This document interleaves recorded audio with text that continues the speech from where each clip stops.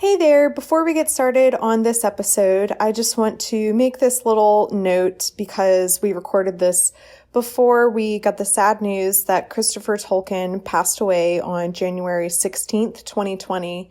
Christopher Tolkien, for those that don't know, is the son of J.R.R. Tolkien, who, of course, wrote Lord of the Rings. And I've only just begun to skim the surface of this world and universe, and even I know how much work and effort and energy Christopher Tolkien put into preserving his father's works and editing it and doing things to make sure that the things that his father worked so hard and dearly on were seen by others that would enjoy it. So thank you so much for that, Christopher Tolkien, and you will be missed. From WBNE.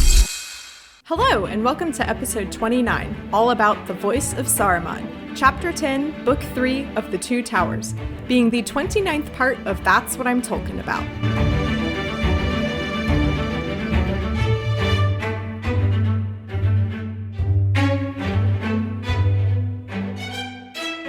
Hello, my name is Mary Clay. If that's too complicated for you, just call me MC. And today I'm joined by Casey Winters from Hello From Elsewhere. Welcome, Casey. Hello. And glad to be here. Listeners, you may recognize the voice from approximately 10 seconds ago because Casey did the From WB&E lovely intro that we have at the beginning of all of our podcasts now. It still weirds me out. I forget about it, and then I go to listen. I'm like, oh, new episode. And then I play, like, that's me. It's you. It's weird. It's great. It's so great. I think Ethan was the one that edited it together because it's so... Yeah.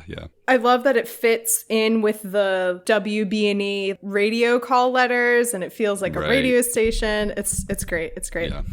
It's awesome. Also great is this chapter. The voice of Saruman. Yes. I'm so excited. We meet him finally. It's been a long time coming. Right. It starts off I highlighted in the first paragraph, there is use of the phrase, it says covered with scum and wreckage. And I was like, Tolkien, you could have used flotsam and jetsam. That would have been a great time to put those words in. And you didn't. You used scum and wreckage. I don't know why. I think I have like a personal vendetta now against the words flotsam and jetsam. And it's really weird because ever since last week's episode and the whole thing a couple weeks ago where I was like, those aren't real words. I see those words now all the time in everyday. Like I heard it recently. You're just hyper aware of it. Yeah. Like there was another podcast I was listening to where they mentioned it or they said it. And I was like, what is going on? Why are people using these words all of a sudden? It's also interesting here in the first page, at least it's my first page. He uses the word slime or slimed twice. Yeah. There's a lot of slime here. It's very gross and icky, and it kind of helps set the scene because one of the points they try to make to Saruman throughout this chapter is like, dude, look around. This place that you once held in such high regard as being a stronghold is in wreckage and it's disgusting and we've completely ruined it. Face reality. Yeah. It's all just, covered with, scum and wreckage. There's tumbled rock, pitted with blackened holes. Yeah, everything's just a wreck. So after the gang finishes their meal, they go to catch up with Theoden and Gandalf at this point. I can't remember if Treebeard is with them at this point. I don't think so. No. Treebeard has gone off to do something else. The Ents are always just, they're doing their own thing. They meet up with Gandalf and Theoden, and I like that Mary says, oh, we feel like we've had a good rest, and after our meal, I feel a little bit calmer now. I'm not as angry or stressed about this whole Saruman situation as I was. And Gandalf is like, oh, that's good for you, because I'm still very mad at him. Let's go. Because Mary says, still, we feel less ill-disposed towards Saruman than we did. Do you indeed? Said Gandalf. Well, I do not. And then once again warns everyone, please be chill. Let me handle this situation. And no jokes, he says. Yes, do not jest.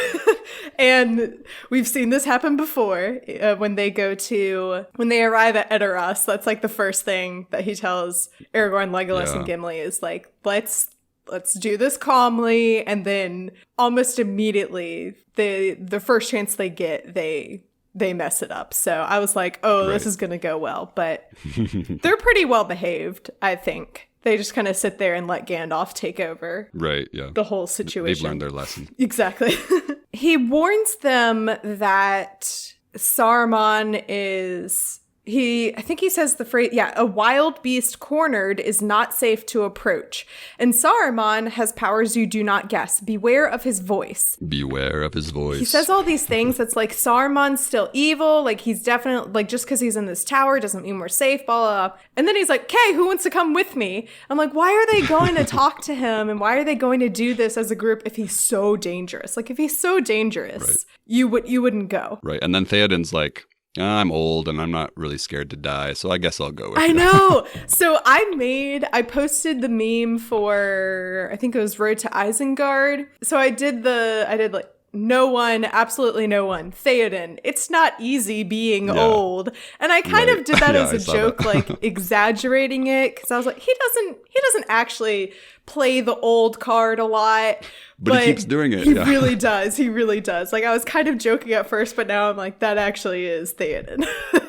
Well, and I love too that right here he's like, I'm old, so I'm going to take Éomer with me because he's pretty awesome. And then Gandalf's like, well, I'm going to take Aragorn with me. It's like they're like competing or something. Yeah. It's really weird. Yeah, it's like, well, my right-hand man is better than your right-hand man. It's like they're picking gym. It's like they're picking like dodgeball teams. Yeah. You know? Yeah. But then nobody picks Merry and Pippin, and they're just like sad on the bench. Oh, I love that. Yes. So, Gandalf says, I will go up. I've been in Orthanc and I know my peril. I too will go up, said the king. I am old and fear no peril anymore. I wish to speak with the enemy who has done me so much wrong.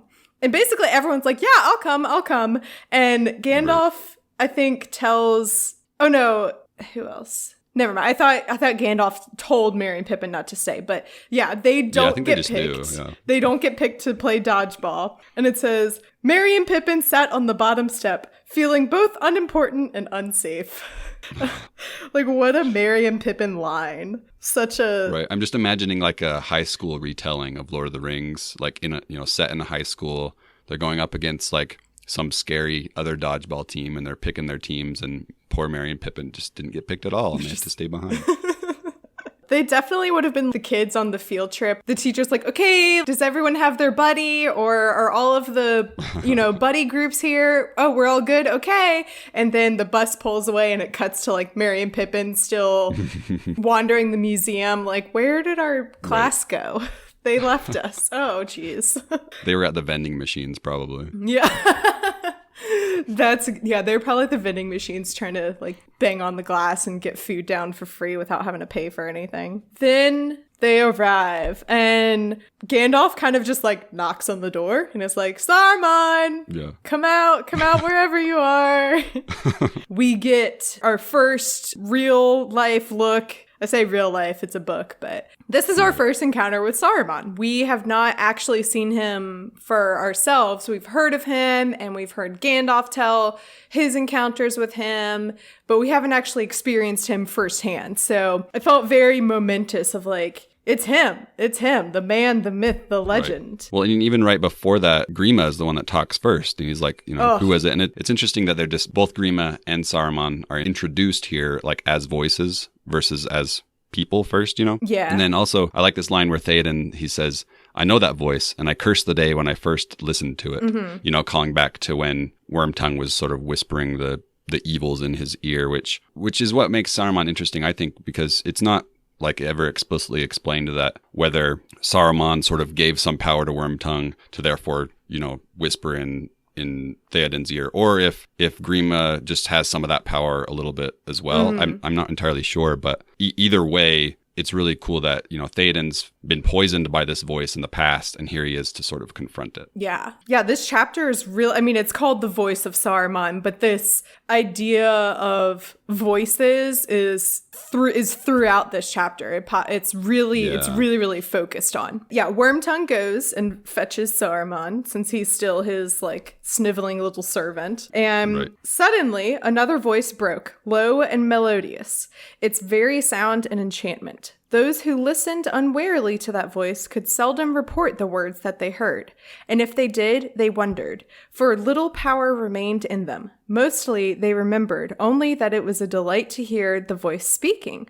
All that it said seemed wise and reasonable, and desire awoke in them by swift agreement to seem wise themselves. It's amazing that we have it's a full paragraph of just the description of his voice and everything before he even speaks. Yeah, I love that passage. It's my favorite. And later in that same paragraph toward the end, it says, "For those whom the voice conquered, the spell endured when they were far away, and ever they heard that soft voice whispering and urging them." That immediately made me think about Wormtongue as well. Like, sort of, has that voice been whispered to him, and has it lingered? And so therefore he transferred it to Theoden. Like, it's very interesting to think about. And it's, like I said, it's never really made explicit, but yeah, it's just kind of this, once again, I think I've gotten some like comments and messages about whenever I make fun of this general unexplained magic in these books, but I mean, it happens here. We don't really get a full explanation, and maybe we will in the future. I don't know. Just a reminder, listeners, I don't know what happens next. I don't know. Well, and it's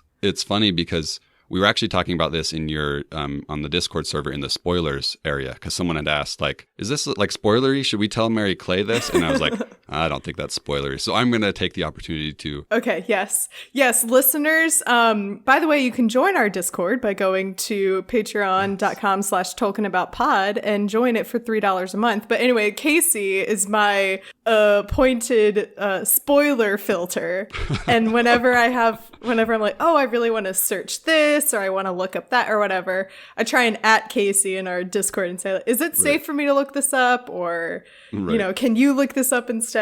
So and the Discord is awesome. I highly recommend it. But yeah, someone had said in the Discord, and I'm sorry I don't remember who it was. It was one of your newer patrons, but they had sort of mentioned as a reminder that like these whole stories are written by hobbits, and so in a lot of ways they're just explaining what they know. And so part of the reason the magic could go unexplained is just because maybe the hobbits don't quite exactly know how it works. So that's a great reminder, because at this point I'm 99% sure that these books are technically written by Bilbo, so we only know what Bilbo knows.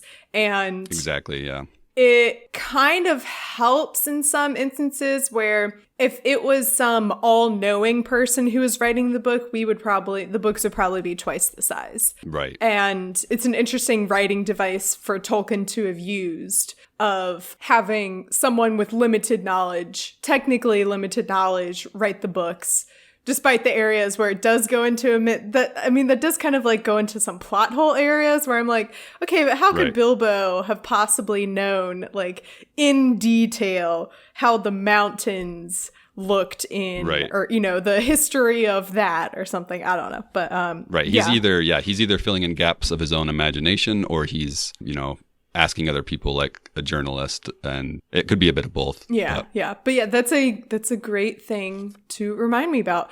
Also, I'm really glad that that conversations are happening in the spoiler thread, because I have zero idea. I have it muted. Right.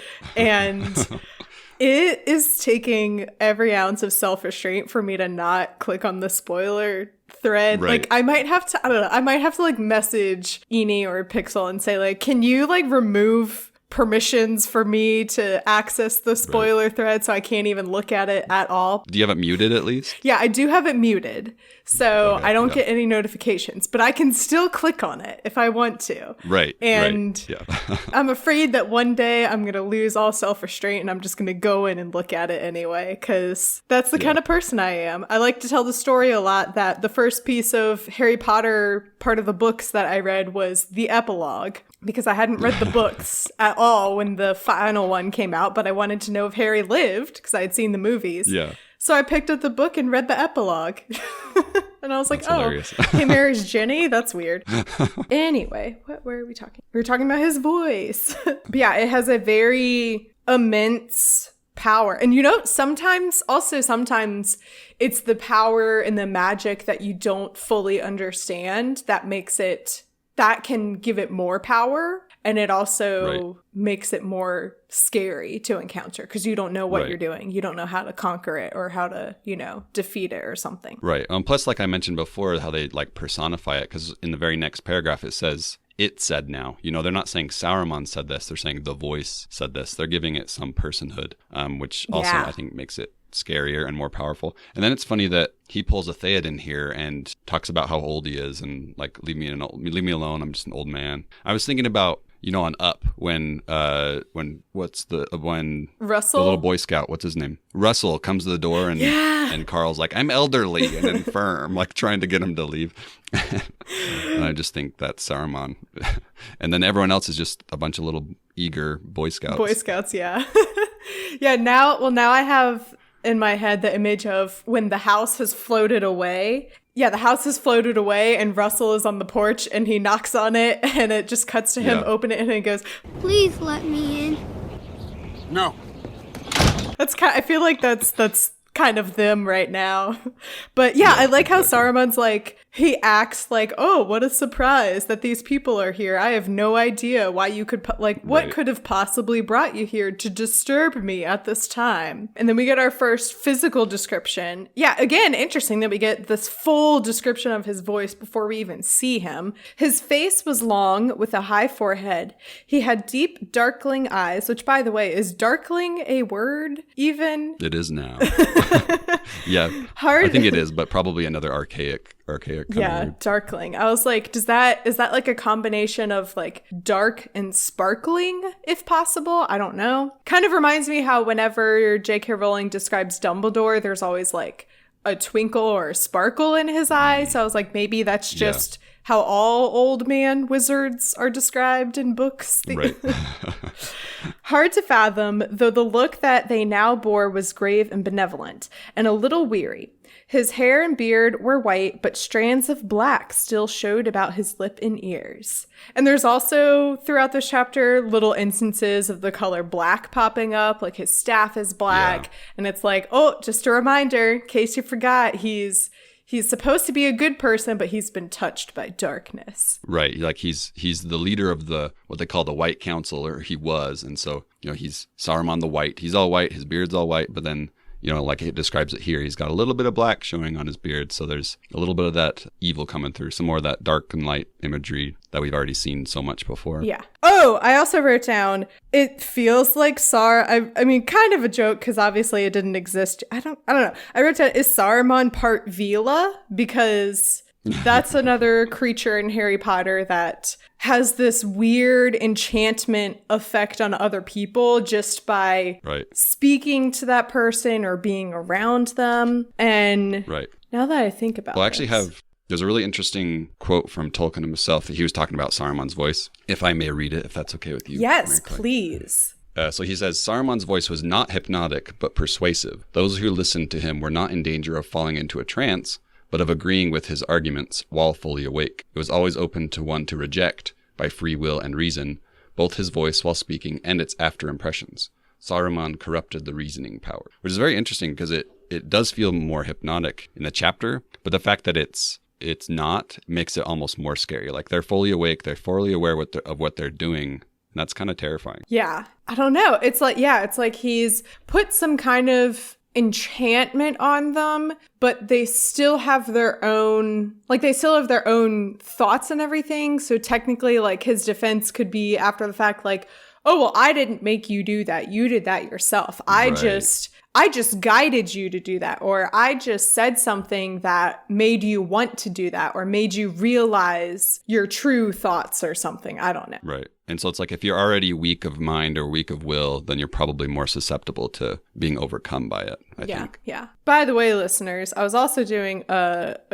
quick Google search to see if there was some kind of mythical creature similar to a veela that maybe had inspired the veela or something. I don't know. Something that could have been around when Tolkien wrote this that maybe inspired this enchantment effect. No. There goes that theory.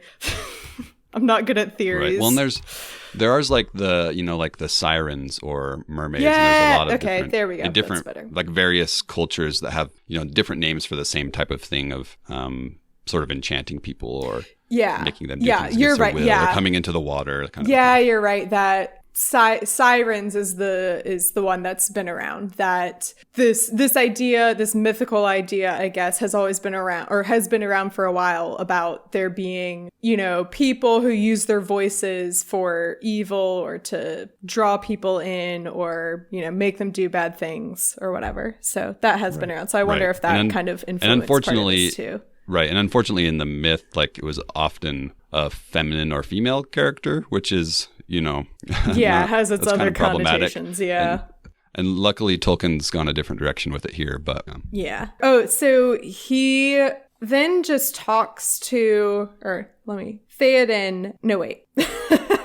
Who is it? Saruman. Good Lord. Why can I not remember the name? There's so many names now at this point. Anyway. So many names. Kind of turns into this, it says the soft voice. So he becomes very nice and friendly kind of when he's talking to Theoden, because he knows that this spell has been broken on Theoden, and he knows that Theoden is no longer in his control or manipulation or whatever, but he also knows that, he was under my control once before. I bet he's more susceptible to it. So he says all of these things and does all of these things to try and get Theoden to listen to him again and be like, oh, you're on the wrong side. I know what I'm doing. If you would only join me again. See, what you're doing now is, not the right way to accomplish what you could accomplish, and all these things. Right. Like there's one sentence I wanted to read that Saruman says. He says, he's talking to Theoden, and he says, "Much have I desired to see you, mightiest king of western lands, and especially in these latter years, to save you from the unwise and evil counsels that beset you." Like, just that sentence, It starts in flattery and ends in that lie, because, we all know that the evil counsel that's been in his ear has been Wormtongue / Saruman. So it's like almost every sentence, I feel like, is like twisting in on itself. Yeah. That Saruman's saying. There's a lot of flattery to sort of mask the lies that he's telling and to try to convince, and it's terrifying, really. Yeah. Maybe I feel like there's another quote that I highlighted maybe later, where it talks about how Saruman is constantly twisting his words around, and he's turning these things that we know to be true and is trying to he's trying to turn these lies into the truth, and twisting things around, where he's implying that, like, oh, Gandalf is the unwise and evil counsel. He's the evil person now, and we know that's not true.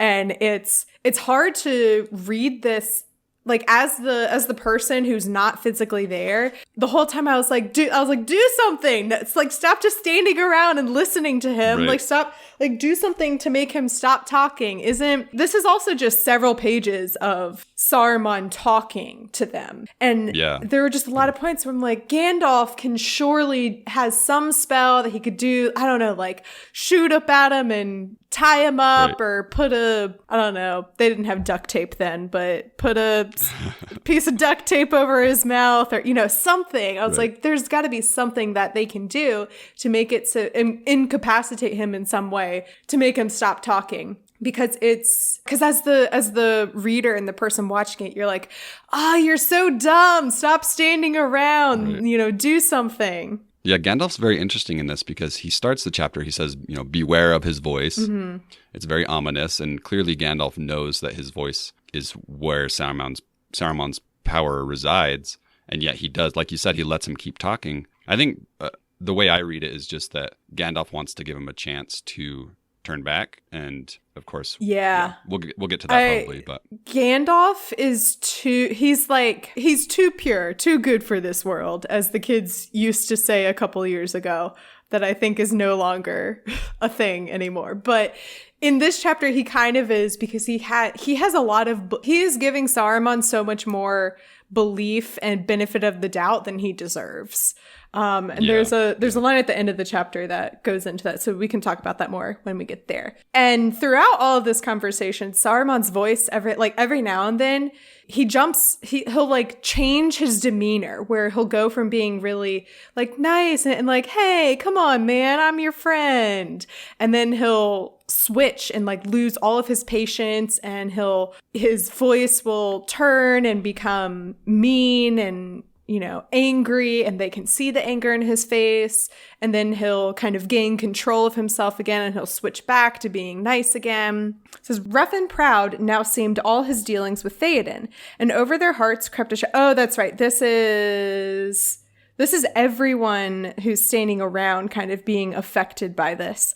Over their hearts crept right, and they're like comparing the voice of Saruman to Gandalf and sort of, oh, Gandalf never talked like that to us. Yeah. Over their hearts crept a shadow, the fear of a great danger, the end of the mark in a darkness to which Gandalf was driving them, while Saruman stood beside a door of escape, holding it half open so that a ray of light came through. There was a heavy silence. So yeah, just again, seeing this picture that Saruman is trying to sell to everyone of, see, I can lead you guys to the point where you're not going to die. Gandalf is going to lead you all to your own demise. Right. And also we get like a reversal of that light and dark imagery here, where before, you know, Saruman's associated with the darkness and everyone thinks Saruman's evil. And here, because he's used his voice and his vocal powers, that in their minds that imagery has flipped in that passage. Yeah. And then Gimli jumps in, and he's kind of the voice of reason at this point. It says, in the language of, this was the quote I was thinking of earlier. In the language of Orthanc, help means ruin, and saving means slaying. That is plain, but we do not come here to beg. So Gimli is there kind of to remind everyone, be like, guys, don't listen to him. He's lying. And then I love this because Saruman's like, I wasn't talking to you, Gimli. I will bring this up at this point because he says, I do not speak to you, Gimli, Glowin's son, or Gloin. And this has been a point of contention in the Tolkien about listenership. I don't know, because someone sent me, Ethan was very adamant, and Google kind of proved him right that it's pronounced glowing. I don't know. But someone sent me, and I'm sorry, I don't remember who sent it to me. Someone sent me a video clip from the movie of the Council of Elrond scene.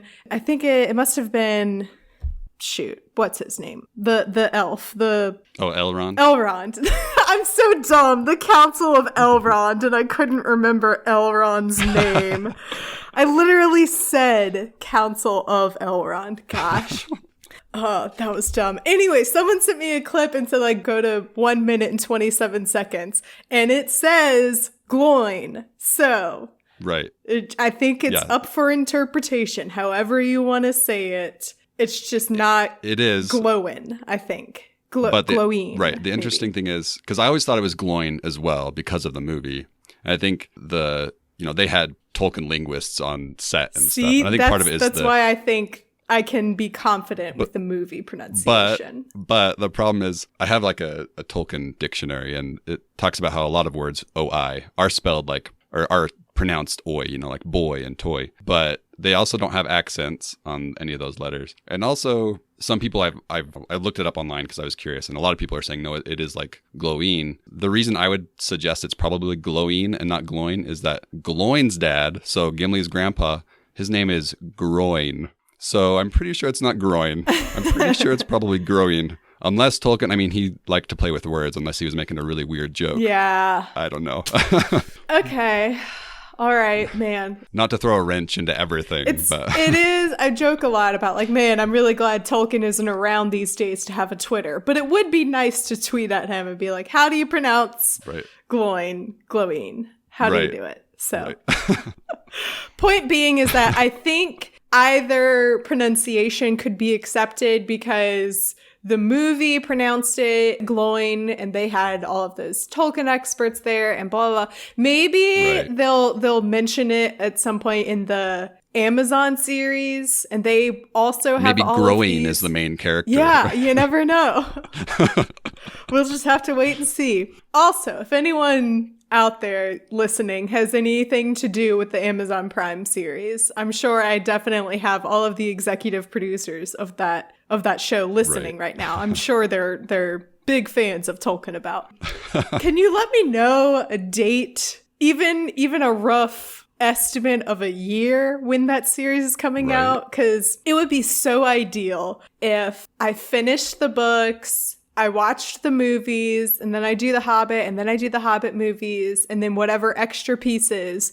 It would be so ideal if the series was ready about maybe this time next year would be great, because then I could just roll into doing the series. The ideal would be you finish The Hobbit and you're just about to get ready to start the Silmarillion because Ethan says you have to. Yes. And then they're like, oh, Amazon series is coming out next week. And you'll be like, oh, sorry, Ethan. This is more important and more topical. We're going to get more listeners by talking about this. Yeah. There you go. Yeah, exactly. That's what's going to happen. Perfect. So if you're listening and you happen to be in charge of the Amazon Prime Lord of the Rings series, it would be great if you could hit a deadline soon so that this small podcaster can plan out the next year or so. Right. Sorry, side note. I don't mean to talk more about the series. I saw that they casted someone, they said as a young Galadriel maybe. And I was like, but isn't a young Galadriel just Galadriel? I was like, she doesn't age. She looks the same. Like, she's described as being ageless and young and youthful and beautiful all the time. And like, wouldn't a young, I don't know. It got me. Right. Plus, Cate Blanchett doesn't seem to age, so you might as well just use Cate Blanchett again. Like, she looks the same. Sure. So. Yeah. Hey there, this is Mary Clay from the future, jumping in to say that we recorded this episode before the big announcements came out with all of those cast updates and talking about who had been cast in the series. So that's why we don't mention it or bring it up here. But let me know, is that something that you want to have bonus episodes or extra episodes or whatever on as updates are coming in and announcements about the series? Do you want me to talk about that? Are you not wanting me to talk about it because I know so little about the universe and everything? Give me your input. I'll put some polls up and whatnot on Tolkien About Pod social media accounts, various, wherever you follow those. Where were we? Yeah, so that was a whole detour because of Gimli, son of Gloin, and or Gloween. Who's to say? Oh yeah, Éomer is also kind of on this side of like, what are we doing standing around here? He kind of jumps in like Gimli jumped in, and he says, now we feel the peril that we were warned of. Have we ridden forth to victory only to stand at last amazed by an old liar with honey on his forked tongue? I also love that phrase, honey on his forked tongue. So good. But yeah, he's that voice of reason of like, Gandalf literally just warned us. He just told us like 5 minutes ago, and we're already all standing here listening to him. Let's pay attention to what's happening here, people. But it also just goes to show that he can't possibly be as susceptible to this as Theoden is. It just shows how affected Theoden was by Saruman's / Wormtongue's, spell or whatever, that he's standing here silent, just listening. Because at this point, Theoden hasn't even spoken yet. He's just standing there like, I'm just imagining like he keeps opening his mouth as if to say something, but he doesn't even know what to say. So he closes his mouth again. Yeah, because even before it describes how, Theoden opened his mouth to speak, but then he said nothing. And then, Gandalf stood silent and Theoden hesitated. And then the writers are silent. Like there's a lot of, like clearly the voice is having an effect on the people. And it seems like the first effect that it's having is to sort of almost like strike them all dumb. Yeah, they're all just standing in awe. Like we don't even, I'm imagining their minds are just blank right now because they don't even know what to do or say or anything. Oh, the other thing throughout this whole conversation is I was like, I'm guessing that it's going to take a little bit more than just a conversation to get Saruman back on their side. I was pretty certain that by the end of this chapter, Saruman would still be up in his tower throwing a temper tantrum, and that they wouldn't have him like, now that you said that I can turn a new leaf, I'll turn a new leaf and I'll join your side. Awesome. Sounds great. There's got to be. So I'm interested to see what else that will be, which I guess will be in the next chapter, because that's the end of the book, or book 3, I mean. Oh, yeah. Then Theoden finally is able to speak, because Is this still? No, it's Saruman talking. And he's like, so what do you say? Are you going to join me? And finally, Theoden is able to speak and he's saying, no, we're not going to do this. He says, we will have peace when you and all your works have perished. The works of your dark master to whom you would deliver us. You are a liar, Saruman, and a corrupter of men's hearts. You hold out your hand to me, and I perceive only a finger of the claw of Mordor, cruel and cold. So finally, because everyone's kind of standing there like, oh, is Theoden actually believing him? Is he actually going to agree and go on Saruman's side again? And so we get this reassurance that no, he's finally able to kind of like shake himself out of it and be like, no, this is ridiculous. Well, and then I love, like, Theoden seems to be getting more and more angry. And he says, when you hang from a gibbet at your window for the sport of your own crows, I will have peace with you and Orthanc. And I couldn't help but think of the Parks and Rec episode of the model UN, the mock UN. And Leslie was like, I wrote it down. She goes too far with the insults. She says, the only thing I will be waving is your decapitated head on a stick in front of your weeping mother. The only thing I will be waving is your decapitated head on a stick in front of your weeping mother.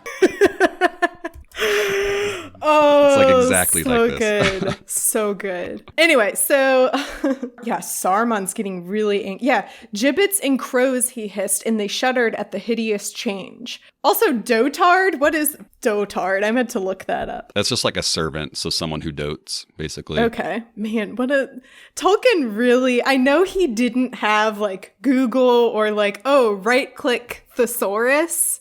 Right. But it feels like it sometimes, where he specifically chooses really archaic words to throw in there every now and then. Yeah. But yeah, that they shuddered at the hideous change. So just once again, he's losing his patience and he loses himself for a minute and then he'll kind of like pull it together again. And I was wrong. A dotard is like an old senile person. It probably shares something with to dote, but yeah.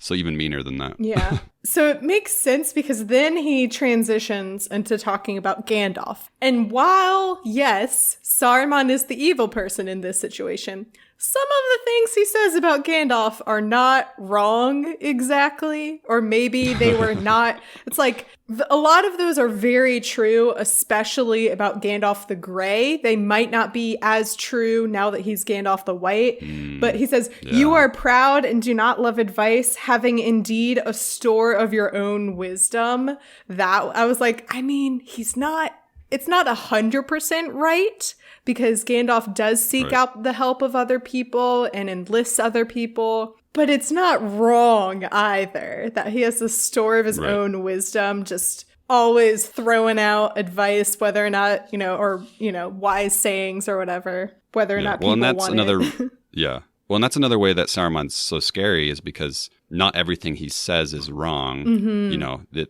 There's a lot of lies and flattery in there, but there's some little bits of truth in there too. And that's how he convinces people. Yeah. It is very much like he is the politician of Middle Earth. Mm-hmm. And you can definitely see some, I mean, if you think about the time that Tolkien was writing this and how, World War II is going on and all the tyrants, it's hard not to think about Hitler or other people like Hitler when you read about Saruman. Yeah. And obviously, it's been mentioned before, Tolkien hated that one-to-one allegory. He didn't write Saruman as Hitler necessarily, but Tolkien also he wasn't against applying things to the history that we know. So he didn't like how Lewis, Aslan is Jesus. It's a one-to-one relationship. But Tolkien was more about being subtle about it. And that's not to say that there isn't symbolism for the history, or that you as a reader can't take some history and apply it to Middle Earth, or vice versa. He had, there was one little passage he said, here we go. Tolkien once said, I just bumped my microphone. He said, I much prefer history, true or feigned, with its varied applicability to the thought and experience of readers. I think that many confuse applicability with allegory, but the one resides in the freedom of the reader and the other in the purpose domination of the author. So I think the way I interpret that is just that, he's not saying, the ring equals nuclear war or nuclear weapons. It's that as a reader, you can apply whatever symbolism you want to it. Mm-hmm. Just know that Tolkien himself was drawing from a lot of different things and sort of combining them to create his story, if that makes sense. I think the past 2 chapters, and now this one, I've brought up that every now and then there are instances that Tolkien inserts where, and it's really minor things, but I'm seeing them a lot more, where it's like tiny doses of, this is a very realistic thing that happens in real life war. And this happens now, where like, that's how corrupt people rise to power, is they might be lying, or they might be, you know, manipulating people or spewing hatred or whatever, but sometimes they'll insert a half truth, or, you know, they'll say something that you're like, well, I mean, yeah, he does make a point there, so I guess I can see how, you know, if X is true, I see how Y is true. Also, just how this chapter focuses on the voice aspect. A lot of people say that even though he was an awful man, Hitler was a very powerful speaker and a very powerful, like, that's how he got so many people to follow him and to listen to him, is because he was a very powerful orator. Yeah. And that's what gave him his power. And that's what he was very, you know, you don't want to hear it, but he was like charismatic, and people listened to him because he said things that, you know, applied to them, or they could relate, or, you know, something like that. And that's how you get, like, that's how bad people rise to power, and that's how they get followings. And it's scary. And it's also, I think that's what makes this such a good fantasy series, is that there are these things that you can see where it happens in real life. Yeah, and like this whole Hitler Saruman thing, even though I'm definitely not, for like, just to clarify, I'm definitely not saying like, oh, Saruman is Hitler, because I don't want to, I don't ever want to simplify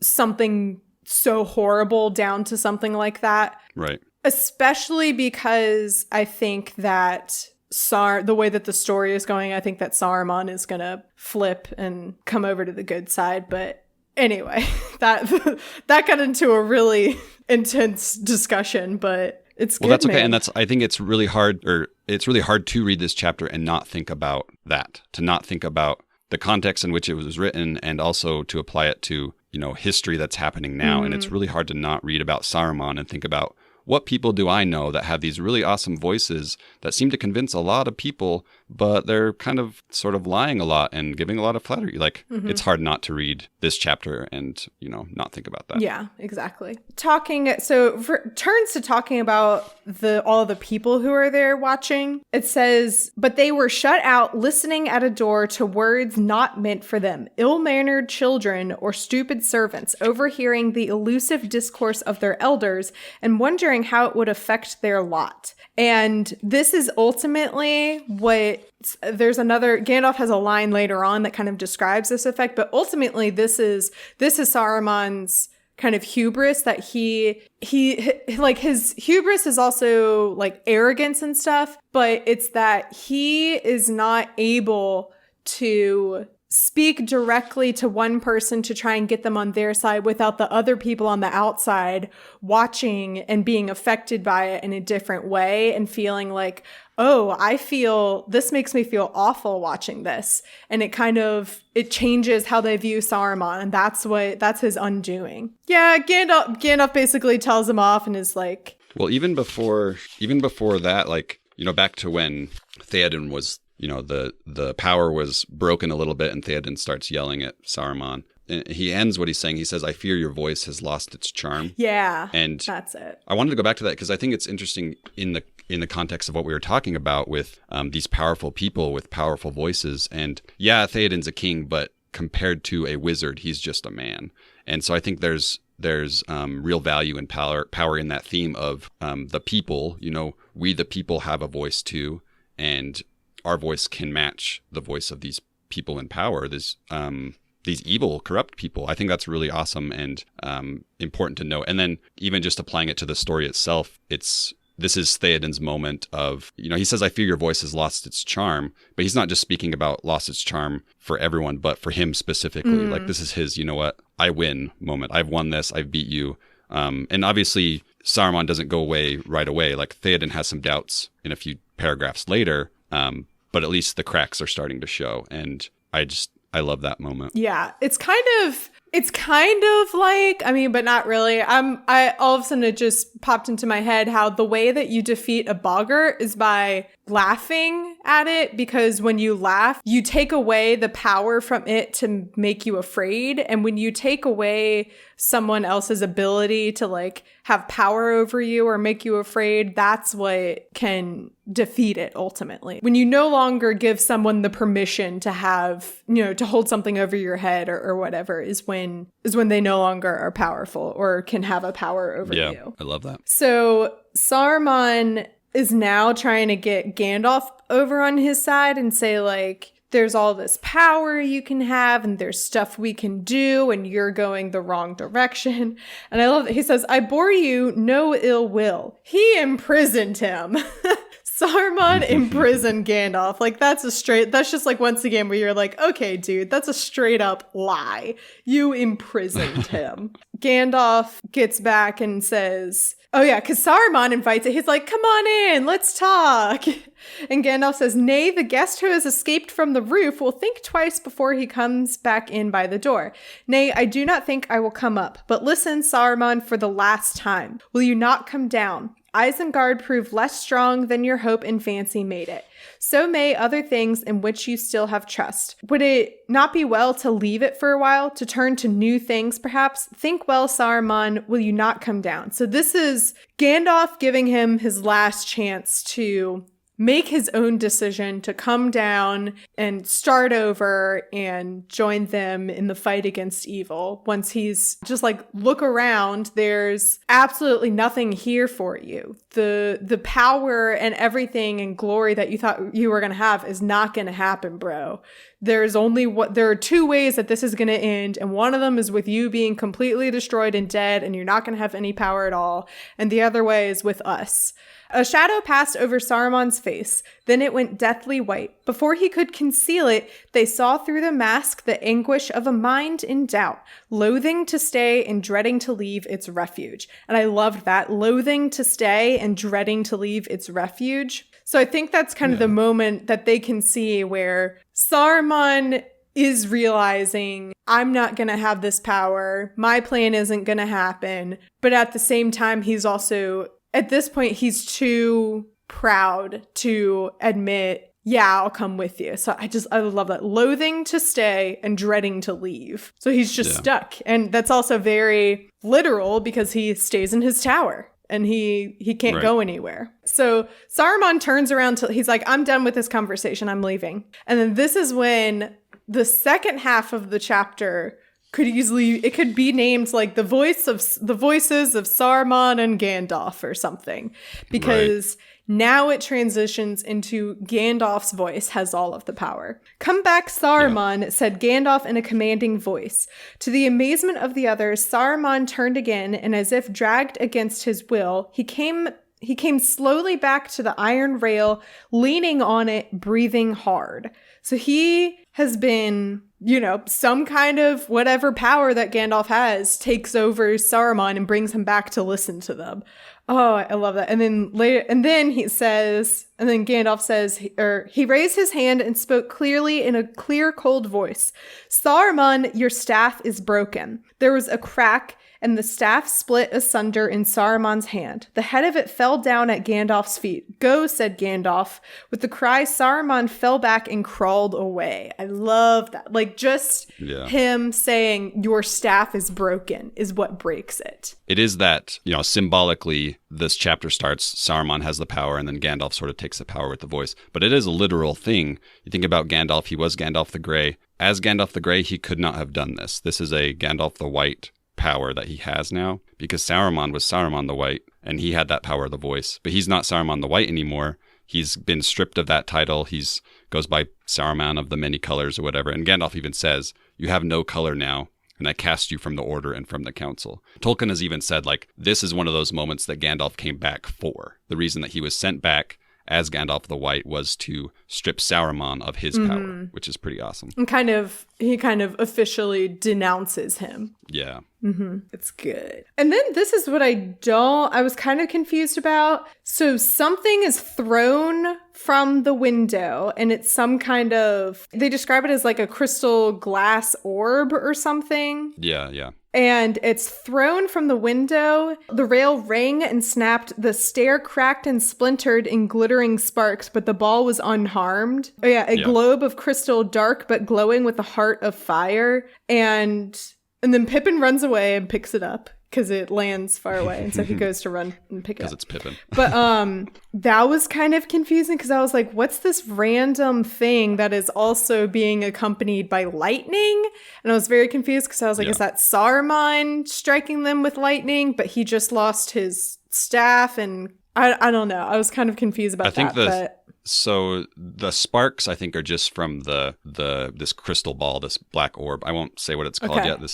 I'm not going to give you too much on this because I was going to say it's kind of implied that this is a very important thing. And I'm like, all right, I guess we'll learn about that soon. Yeah, as far as objects go, this one's pretty important. So I think it's just that the orb falls, Wormtongue is in a higher window. He throws it down. And Aragorn says he wasn't sure if he wanted to kill Gandalf or Saruman more, and so he missed both. And the orb lands on the stairs. I think it's just the impact that's causing sparks to fly, kind of a thing. Okay. As it rolls. But yeah, I don't want to say much more about it. Yeah. And then Pippin comes running up. Look, I can help. Right. And Gandalf, of course, chastises him. I did not ask you to handle it, he cried, turning sharply and seeing Pippin coming up the stairs. I love that. Yeah. So he takes it from him and they all leave. And then Gandalf they kind of have a debrief, and Gandalf explains a little bit of what happened and why Saruman wasn't able to have as much power over them as he might have once been. He says, first Saruman was shown that the power of his voice was waning. He cannot be both tyrant and counselor. So that's what undid him, is that he was there trying to yell at Gandalf and then also get Theoden back on his side. And then once he couldn't get Theoden back on his side, he was trying to yell at him and scare him. And then all the people watching are getting these confused, conflicting feelings about him. He's going to stay up there. And he says, we cannot destroy or think from without, but Sauron, who knows what he can do? And if Sauron does not conquer, what will you do to him? Asked Pippin. I? Nothing, said Gandalf. I will do nothing to him. I do not wish for mastery. What will become of him? I cannot say. I grieve that so much that was good now festers in the tower. And this is where I was like, Gandalf, you're too good for your own good. Where he could have he has every reason to be oh yeah, if Saruman decides to come down now, I'm gonna kill him, or something like that. Right. But the fact that I do not wish for mastery. He doesn't care about being the most powerful wizard. He doesn't care if Saruman is alive or dead, but he's not gonna do it. He is gonna leave him be because that's not up to him. And And it's also in part because he knows how good Saruman used to be. And it's sad for him to see him now where he's gone in such a downward spiral. And then I love this part. He says, I guess that even if we had entered in, we could have found few treasures in Orthanc more precious than the thing which Wormtongue threw down at us. A shrill shriek, suddenly cut off, came from an open window high above. It seems that Saruman thinks so too, said Gandalf. Let us leave them. So I love that. In the background, you hear Wormtongue. I don't know, possibly being killed? Who knows? Or slapped or something. Yeah, who knows? It does make me wonder because once again, I'm assuming that Saruman at some point is going to, come around and he'll join them. I don't know if that means that Wormtongue is going to join them because Theoden said, oh, well, the next time I see, run away, little boy. And if I ever see you again, you better hope that I never see you again because if I do, I'm going to kill you. That's just kind of interesting to think about. And then our good old pal Treebeard shows up and they fill him in and they ask him to they say that Saruman's up in his tower and he says, oh, we and the Ents and I will take care of him, we'll guard him, we're not going to let him leave. And that's kind of their plan. He meets Legolas, Aragorn, and Gimli for the first time, and I love this. And Legolas is starstruck. he's like, oh my God, it's a tree. It's what I've wished my whole life I could see.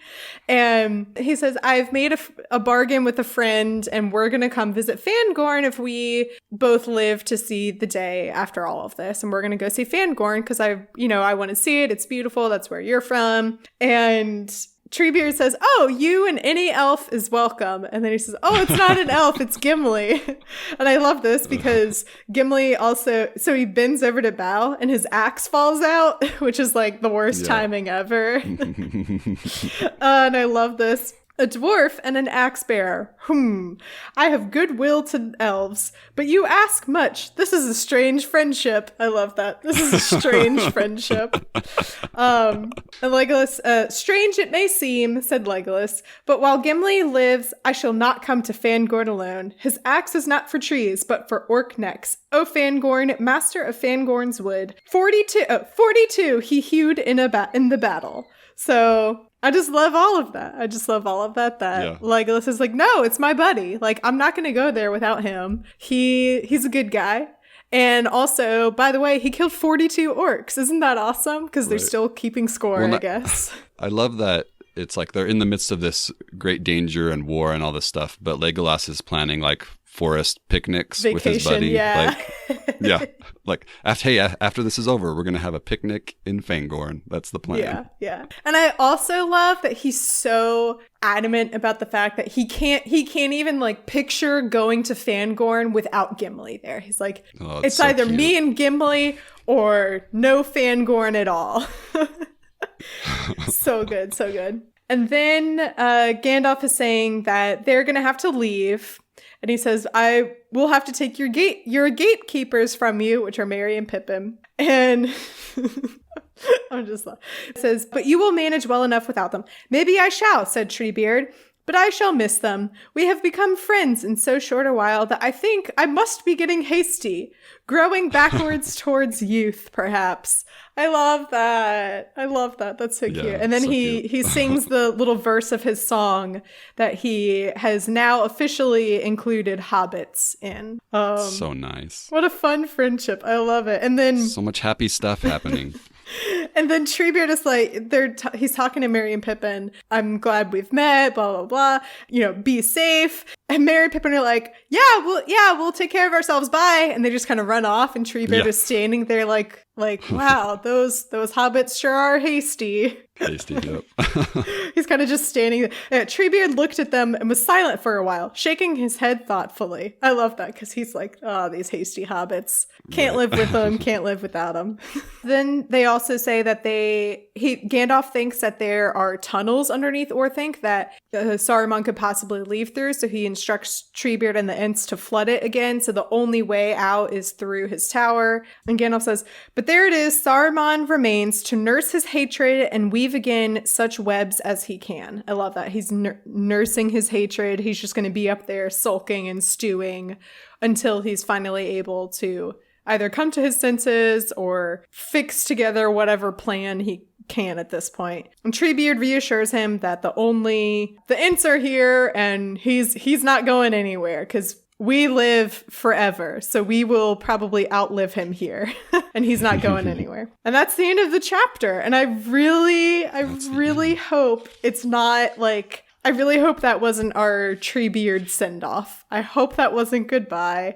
I'm going to be so upset. You can plead the fifth, whatever. You don't have to say anything. But I really hope we see Treebeard, at least in Return of the King, with whatever huge epic battle happens. I hope that like the Ents show up out of nowhere and it's like, we're saved. So, right. Man, I love I get why people are like, Treebeard's great, because as soon as he showed up, I was like, this is great. I love this section. Why couldn't this whole chapter have been this one little section? Just all of that for 10 pages. So, well, Casey, what did you think of that chapter? I really like this chapter. I'm glad I did it. Actually, I have some fun little trivia about this chapter, if I can share real quick. Man, I love having you and Valerie on because you guys do all this fun extra research. It's great. I love learning all of these little tidbits. This was like 13, 14 years after Lord of the Rings was written, and there was just some magazine or newspaper doing a bit on Tolkien, and they sent him like the draft of what they were going to write about him